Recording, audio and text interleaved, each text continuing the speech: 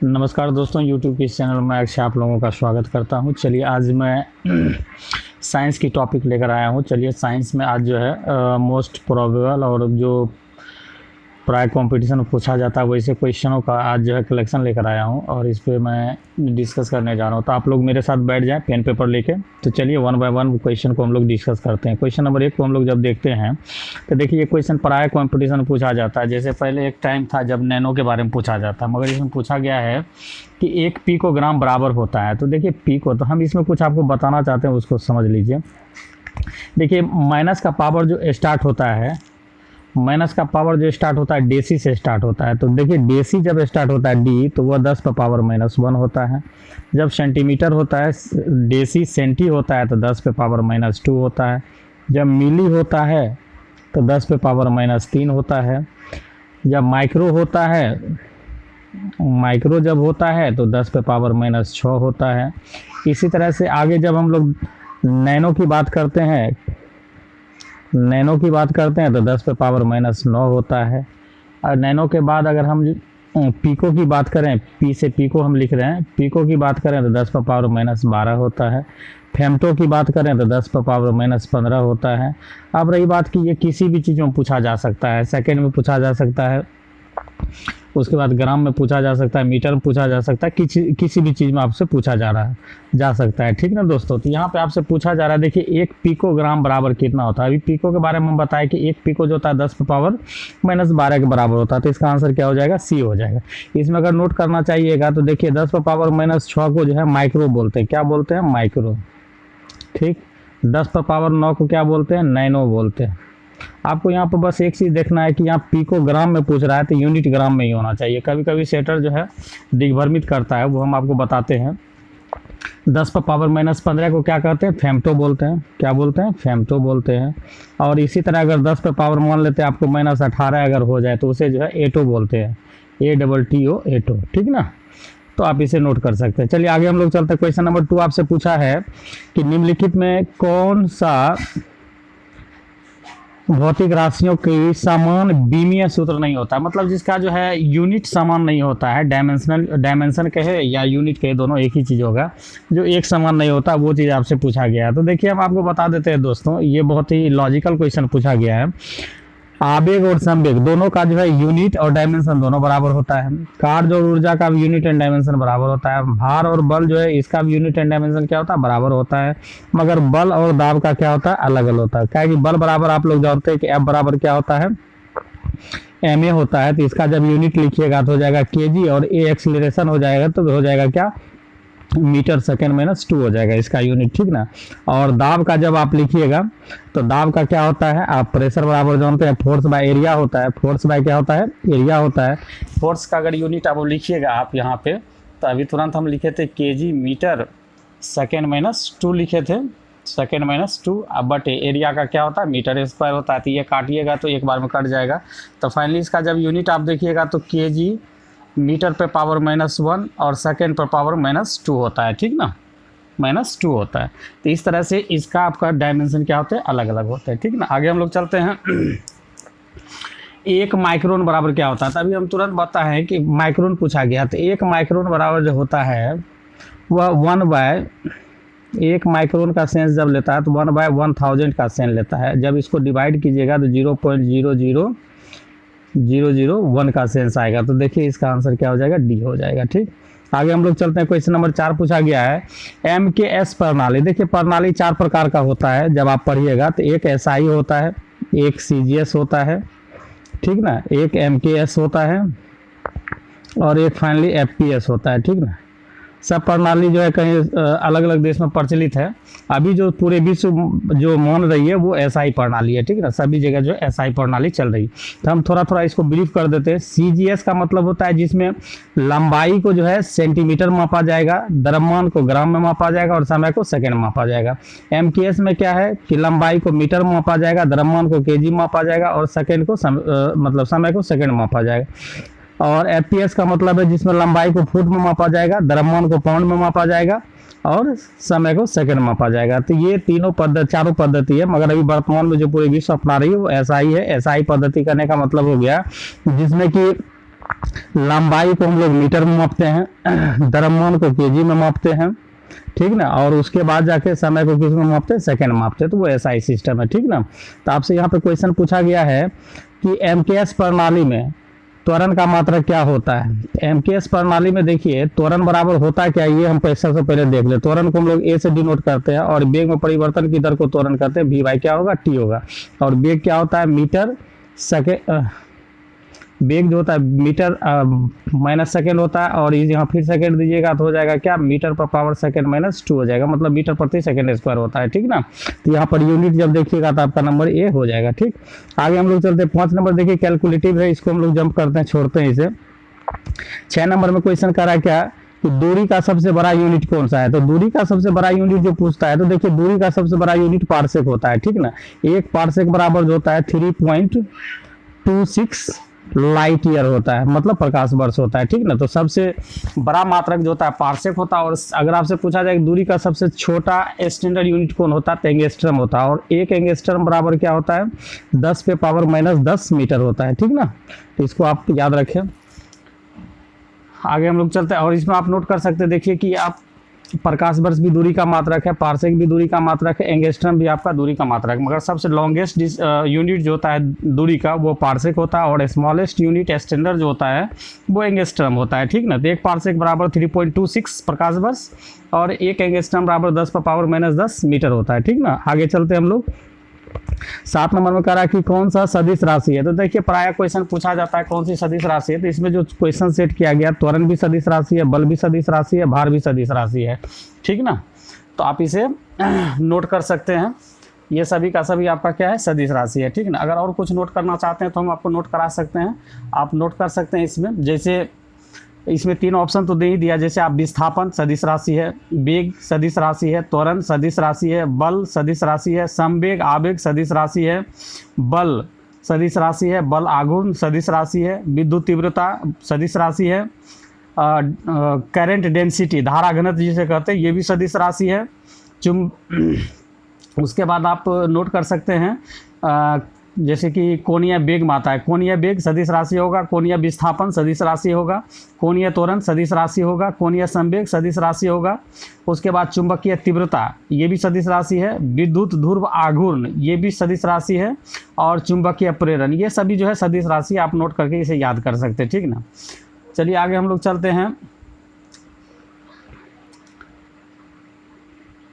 9 number, very very important question इससे आपसे पूछा गया। देखिए कह रहा कि 4 यूनिट और 6 यूनिट का जब सदिश में योग क्या होगा। तो देखिए इसका सबसे सिंपल फंडा है क्या कि एक लिमिटेशन हो जाता है। एक लिमिटेशन क्या होता है, देखिए a माइनस बी जो है लिमिट मतलब लोअर लिमिट बताता है, और a प्लस बी जो है अपर लिमिट बताता है, ठीक ना।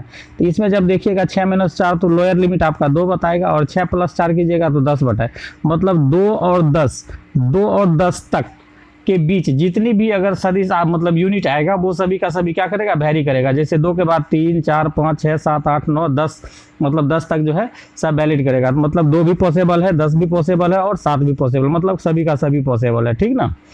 ये आप इसको याद कर सकते हैं, a - b और a + b दोनों लिमिट आपका हो जाएगा। दोनों लिमिट को लेते हुए बीच की जितनी भी संख्या आएगी सभी योग संभव देता है, ठीक ना। चलिए आगे 10 नंबर चलते हैं। 10 नंबर में देखिए करा विस्थापन, ये क्वेश्चन जो पूछा गया 10 नंबर में विस्थापन के संबंध में पूछा गया।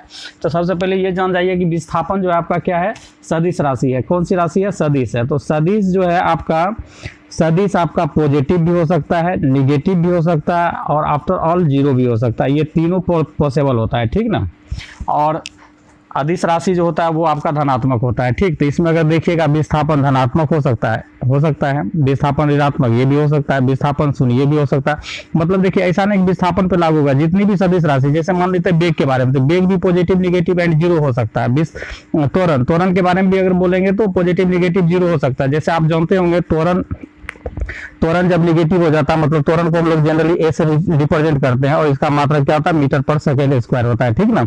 और ये जब निगेटिव हो जाता है तो जैसे इसका निगेटिव लिखिएगा तो माइनस मीटर पर सेकेंड स्क्वायर होगा, और इसे हम लोग क्या बोलते हैं, मंदन बोलते हैं। क्या बोलते हैं, इसे नोट कर सकते हैं कि ऋणात्मक त्वरण को हम लोग क्या बोलते हैं, मंदन कहते हैं। तो आप यहाँ पर जान जाइए कि दुनिया की जितनी भी सदिश राशि है वो जो है पॉजिटिव, निगेटिव एंड 0 हो सकता है, पॉसिबल है, ठीक ना। तो इसका आंसर हो जाएगा आपका सभी। आगे हम लोग चलते हैं 11 नंबर में। 11 में वेरी वेरी इंपॉर्टेंट आपसे क्वेश्चन पूछा गया है कि 1 पाउंड में कितने ग्राम होते हैं, तो 1 पाउंड बराबर 453 ग्राम होता है, ठीक ना। तो ये ब्रिटेन में चलती है, तो इसको आप याद कर सकते हैं, इसको डायरेक्ट आप याद कीजिए। और 1 केजी में अगर पूछा जाए कितने मीटर होता है, तो आप लोग जानते हैं 1000 मीटर होता है, ठीक ना, जो कि हम लोग SI यूनिट के अंतर्गत इसे पढ़ते हैं। आगे हम लोग चलते हैं 12 नंबर में करा 1 फुट में कितने सेंटीमीटर, ये भी डायरेक्ट आप याद रखिए 30.48 सेंटीमीटर होता है, ठीक ना। आगे जो दिया गया question 13 number very very important दिया गया है, करा कि T पर पावर -1। तो आपको हम सबसे पहले बता दें, देखिए ये जो राइटिंग जो है ये डायमेंशन लिखने का तरीका है। आप जब बेसिक क्लास जब किए होंगे +2 में, तो उसमें आपका पहला चैप्टर यूनिट एंड डायमेंशन आता है, ठीक ना। तो यूनिट जब लिखा जाता है, जैसे सपोज दैट हम 1-2 एग्जांपल यहाँ पर देख, उसके बाद फिर हम आगे बढ़ेंगे। जैसे मान लेते हैं कि बेग की बात करते हैं, किसकी बात करते हैं, बेग। तो बेग का मात्रक क्या होता है, मीटर पर सेकेंड होता है, ठीक ना। तो इसको हम लोग डायमेंशन में कैसे लिखते हैं, तो देखिए डायमेंशन में आपको याद रखना है कि डायमेंशन जो दूरी के लिए होता है, दूरी के लिए वो L रिप्रेजेंट होता है, ठीक ना। और द्रव्यमान के लिए जो होता है, द्रव्यमान के लिए जो होता है वो M होता है, M फॉर मास, ठीक ना, कैपिटल में होता है यूज, ठीक ना। उसके बाद समय जो होता है, समय के लिए डायरेक्ट T, मतलब जिससे आप लिखते हैं, जैसे दूरी लेंथ से लिखते हैं तो कैपिटल L ले लिया गया, द्रव्यमान को मास लिखते हैं तो उससे कैपिटल M ले लिया गया, और समय को टाइम से लिखते हैं इसलिए उससे T ले लिया। तो कहने का मतलब है डायमेंशन हमेशा कैपिटल लेटर में लिखा जाता है, और जनरली ये जो है क्या कहते हैं MLT के फॉर्म में रिप्रेजेंट रहता है, ठीक ना। तो चलिए हम लोग जैसे अभी यहाँ पर अगर देखा जाए तो मीटर पर सेकेंड को जब लिखिएगा तो M मीटर पर सेकेंड पर पावर -1 होगा, और इसका डायमेंशन जब हम लोग लिखेंगे, देखिए M फॉर क्या है, मीटर है ना, दूरी का है, तो कहने का मतलब L होगा और ये T होगा, अब -1 होगा। तो कहने का मतलब हो गया कि बेग का डायमेंशन क्या होगा, LT पर पावर -1 होगा। इसी तरह से एक और एग्जांपल हम आपको दे सकते हैं, जैसे विस्थापन होता है, क्या होता है, विस्थापन। तो विस्थापन एक प्रकार का क्या है, दूरी है, स्ट्रेट फॉरवर्ड। तो दूरी करने का मतलब डिस्टेंस हो गया, तो इसका डायमेंशन जो लिखेंगे डायरेक्ट क्या होगा, L हो जाएगा, ठीक ना। अगर दूसरा चीज अगर हम बोले आपसे, अब यहाँ पर हम लोग क्वेश्चन पे डिस्कस करते, देखते हैं क्वेश्चन क्या पूछ रहा है। तो कह रहा आप T पर पावर -1 बीमा किसका है, तो आवृत्ति बराबर होता है, देखिए फॉर्मूला भी याद रखिए, 1/, आवर्तकाल। और आवर्तकाल एक प्रकार का क्या होता है, समय होता है, क्या होता है, समय होता है दोस्तों, ठीक ना। तो इसको जब लिखिएगा तो 1/, क्या लिखाएगा, T लिखाएगा। तो इसका भी डायमेंशन जब ऊपर ले जाइएगा तो T पर पावर क्या होगा, -1 हो जाएगा। तो इस तरह से आवृत्ति का भी डायमेंशन क्या होता है, T पर पावर -1 होता है। आगे हम लोग चलते हैं, कोणीय बेग को देखते हैं। कोणीय बेग क्या होता है, तो कोणीय बेग बराबर होता है कोणीय विस्थापन, कोणीय विस्थापन बटे होता है समय होता है। तो आप इसे मेरे साउंड के आधार पर लिख सकते हैं, लिखने में कभी कभी होती है कि कुछ वर्ड छूट जाता है, तो आप इसे कोणीय बेग बराबर क्या लिखेंगे, कोणीय विस्थापन बटे समय लिखेंगे, ठीक है। देखिए ऑप्शन ऐसा दिया इसलिए हमको चेक करना पड़ रहा है। तो कोणीय विस्थापन होता है क्या, देखिए जब वृत्ताकार पथ पर कोई वस्तु गतिशील होती है तो केंद्र पर जो विस्थापन होता है उसी को कोणीय विस्थापन कहा जाता है। और कोणीय विस्थापन को जनरली हम लोग किससे रिप्रेजेंट करते हैं, थीटा से। तो अब देखिए कोणीय बेग का जब यूनिट आप लिखिएगा, कोणीय बेग का, चलिए हम इसको, तो कोणीय बेग का यूनिट हो जाएगा कोणीय विस्थापन बटे क्या हो जाएगा, समय, T हो जाएगा। तो देखिए थीटा जो होता है वो डायमेंशन लेस होता है, कोण जो है क्या है, डायमेंशन लेस है, तो उसका आपका क्या हो जाएगा, 0, उसको कंसीडर नहीं करना। तो उसके बाद आपको बच जाएगा 1/T। T फॉर क्या है, टाइम। तो टाइम को जब लिखिएगा तो कैपिटल T लिखाएगा डायमेंशन में, और ये जब ऊपर जाएगा तो आपका T पर पावर क्या हो जाएगा, -1 हो जाएगा। तो कहने का मतलब जो है आवर्तकाल और कोणीय बेग ये दोनों का डायमेंशन जो होगा वो आपका कितना होगा, T पर पावर -1 होगा। तो इस आधार पे आपका आंसर A और B हो जाता है, ठीक ना। आगे हम लोग चलते हैं 14 नंबर में, देखिए प्लांक कांस्टेंट के बारे में पूछा गया। तो आप लोग देखिए इसको, अगर जनरली ये तो डायरेक्ट क्वेश्चन पूछा गया, मगर आप इसमें जितना बेहतर फॉर्मूला याद रखेंगे उतना बेहतर आपसे बनेगा। तो देखिए प्लांक कांस्टेंट निकालने के लिए फॉर्मूला होता है, एनर्जी बराबर होता है H न्यू होता है, ठीक ना। तो जहां पर H आपका क्या होता है, प्लांक कांस्टेंट होता है, क्या होता है, प्लांक कांस्टेंट होता है। तो H बराबर आपको बताना है, तो H बराबर जब निकालिएगा तो एनर्जी बटे क्या हो जाएगा, N हो जाएगा। और एनर्जी जहाँ पर E आपका क्या है, एनर्जी। अब यहाँ पर हम आपको डिटेल बता दें, E फॉर एनर्जी, H जो है प्लांक कांस्टेंट है, N जो आपका क्या है, आवृत्ति है, क्या है, आवृत्ति है। तो यहाँ पर जनरली अगर आप देखिएगा इसे, तो यहाँ पर जब इसका यूनिट अगर लिखते हैं तो ई से एनर्जी है, तो एनर्जी का डायरेक्ट क्या हो जाएगा, जूल हो जाएगा।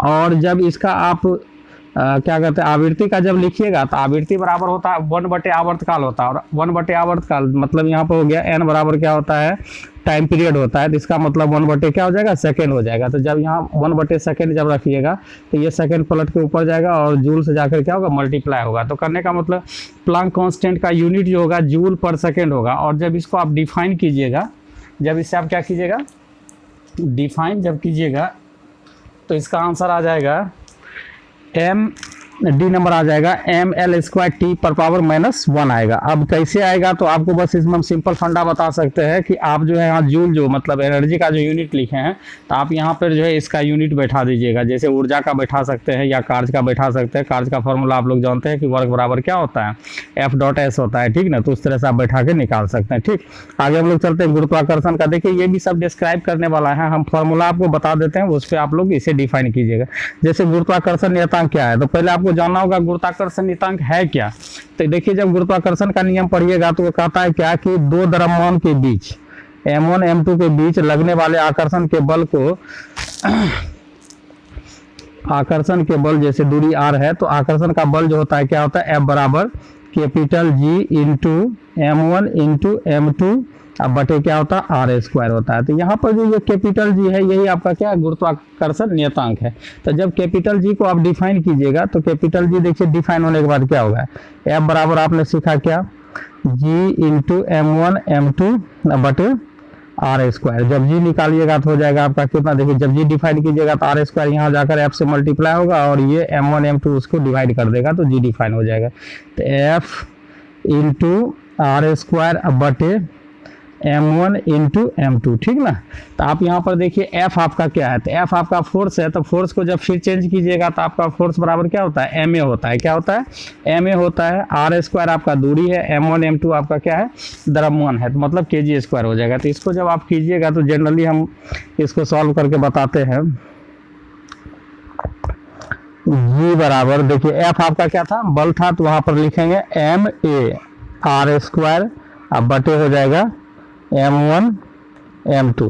तो यहाँ m जो आपका द्रव्यमान है तो हो जाएगा kg, ये आपका एक्सीलरेशन है तो ms पर पावर -2 और r² आपका मीटर है तो दूरी है तो मीटर² बटे kg गुना हो जाएगा क्या, kg हो जाएगा।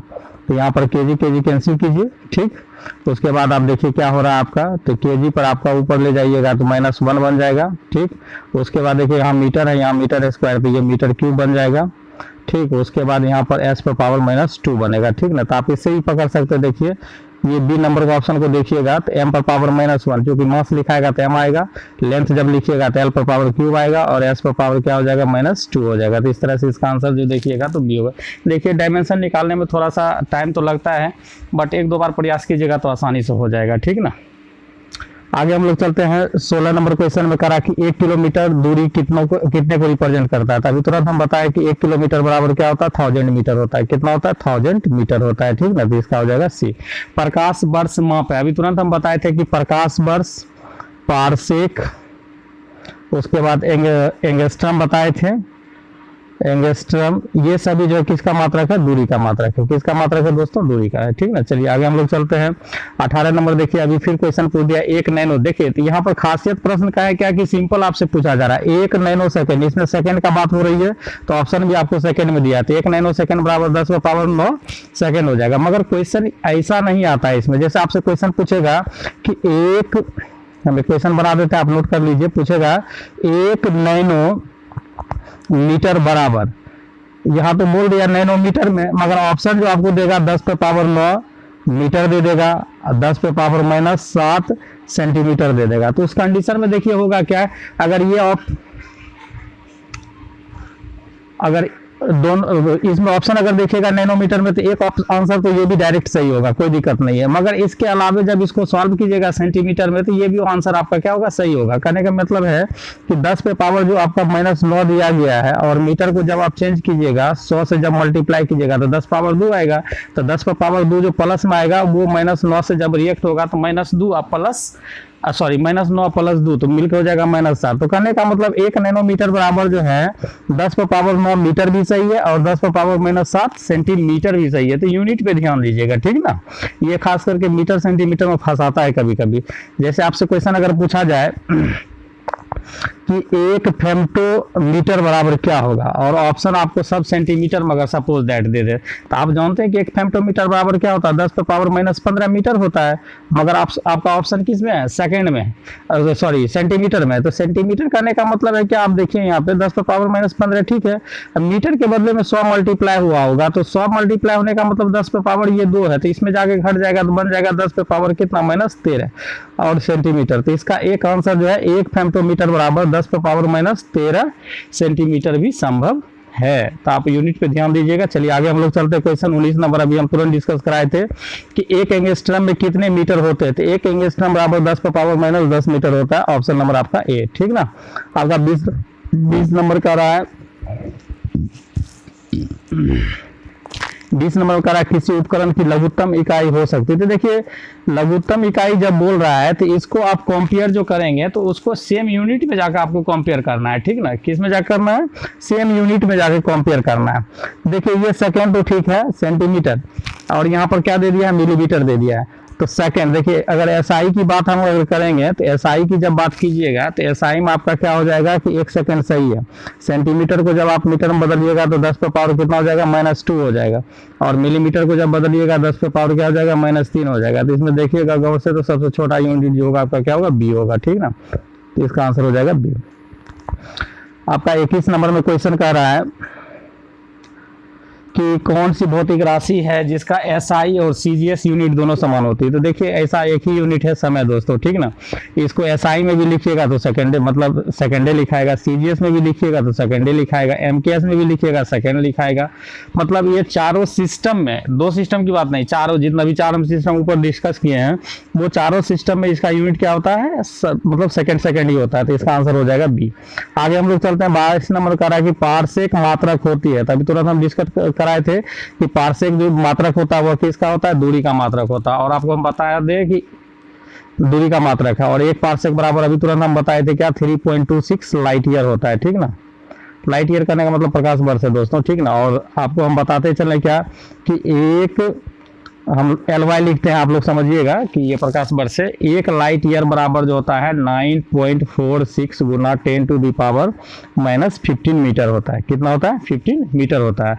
मगर कोई कोई किताब क्या होता है 9.46 को 10 कंसीडर कर लेता है, तो इसे जो है 10⁻⁻, इसको मैंने सॉरी माइनस बोल दिया, 9.46 गुना 10 पे पावर माइनस नहीं होगा दोस्तों, ये गलत बोला गया। इसको 1 लाइट ईयर इक्वल टू होता है 9.46 गुना 10 पे पावर 15 मीटर होता है, माइनस गलती से बोला गया, ठीक ना। ये मीटर में होता है। तो इसको देखिए 2-3 तरह से सेटर जो ड्राइव करता है। एक तो सबसे पहले है कि मीटर है तो इसको किलोमीटर में सेटर ड्राइव कर सकता है, ठीक ना। तो इसको 9.46 ये जब किलोमीटर में चेंज होगा तो 3 यूनिट डाउन हो जाता है, ठीक ना। तो ये हो जाएगा कितना, 12 करने का मतलब 9.46 गुना 10 पे पावर 12 किलोमीटर भी हो सकता है। और कभी कभी सेटर इसको कंसीडर क्या कर लेता है, ये 9.46 अप्रॉक्सीमेट 10 के बराबर है, तो इसको बस इसी जगह कैलकुलेट कर लेता है कि एक 10 ये हो गया और यहाँ पे 10 पे पावर 15 है। तो कुल मिला के एक ऑप्शन और आ सकता है 10 पे पावर 16 मीटर भी कहीं कहीं डायरेक्ट लिखा जाता है, ठीक ना। तो आप इस तरह से इस ऑप्शन को कंसिडर कीजिए। तो यहाँ पे मैंने 22 नंबर क्वेश्चन आपको बता दिया कि पारसेक किसकी मात्रक है, दूरी की मात्रक है, क्लियर। अगला क्वेश्चन 23 नंबर पूछा जा रहा है कि कार्य होता है। तो देखिए कार्य W बराबर जो होता है क्या होता है, FS होता है, ठीक ना। और इसको थोड़ा डिफाइन करके पढ़िएगा तो FS cos थीटा होता है। क्या होता है, FS cos थीटा होता है। तो यहाँ पे देखिए कह रहा है क्या, हाँ इसमें एक और बात है क्या कि वर्क ही एक ऐसा चीज है कि जिसमें कि F भी सदिश राशि है और S आपका विस्थापन होता है, ये भी सदिश राशि है, मतलब इसका डॉट प्रोडक्ट होता है। तो जब 2 वस्तु का डॉट प्रोडक्ट होता है तो वो आपका क्या होता है, अदिश राशि होती है। क्या होती है, अदिश राशि होती है। और जब 2 वस्तु का क्रॉस प्रोडक्ट होता है तो वह सदिश राशि होता है। तो यहाँ पे ऑप्शन अगर देखिएगा बल और विस्थापन का सदिश गुणनफल, नहीं ये गलत है। बल और विस्थापन का अदिश गुणनफल, तो ये सही है, ठीक ना। तो बी नंबर आपका क्या है, सही है, ठीक ना। चलिए आगे हम लोग चलते हैं। 24 नंबर में कह रहा है कि लेंस की आवर्धन। तो आवर्धन क्या होता है दोस्तों? हाइट। जैसे मान लीजिए आप 5 फीट का है, आपको 10 फीट दिखाया गया, तो आपका आवर्धन कितना? 2 यूनिट हो गया। तो जब किसी अनुपात का बीमा लिखने के लिए कहा जाए तो उसका डायमेंशन क्या होता है? 0 हो जाता है। क्या होता है? 0 हो जाता है। इस तरह से इसका आंसर हो जाएगा सी। किसी भी अनुपात का आपको डायमेंशन लिखने के लिए कहे तो उसका आपका क्या होगा? डायमेंशन आपका हमेशा 0 होगा दोस्तों, ठीक ना। जैसे विकृति का आप पूछेगा, विकृति भी एक तरह से क्या है? वो भी आपका एक रेशियो ही है, ठीक ना। तो उसमें भी आप जब देखिएगा तो उसका भी डायमेंशन आपका क्या होगा? 0 होगा। देखिए 25 नंबर अभी तुरंत हम डिस्कस कराएं, फिर क्वेश्चन आ गया है। कह रहा है कि एक प्रकाश वर्ष बराबर क्या होता है? तो एक प्रकाश वर्ष बराबर 9.46 गुना 10⁻15 मीटर। आंसर बी हो जाएगा, ठीक। आगे हम लोग चलते हैं। देखिए 26 नंबर, ये भी मैं पहले क्वेश्चन डिस्कस करा चुका हूँ। एक पारसेक बराबर होता है 3.26 लाइट ईयर होता है, ठीक ना। तो ये भी आपका बी क्लियर। अब देखिए 27 नंबर क्वेश्चन पूछा गया कि एक जूल में कितने अर्घ होता है? तो देखिए जूल जो होता है कार्य का एसआई मात्रक होता है और अर्घ जो है सीजीएस मात्रक होता है। तो सबसे पहले तो ये याद कर लीजिए कि कार्य का एसआई मात्रक क्या होता है? जूल, और सीजीएस मात्रक क्या होता है? अर्घ होता है। और तो एक जूल बराबर जो होता है 10⁻7 अर्घ होता है। और यहाँ पे एक और चीज हम बता दें, इसी तरह का फंडा होता है।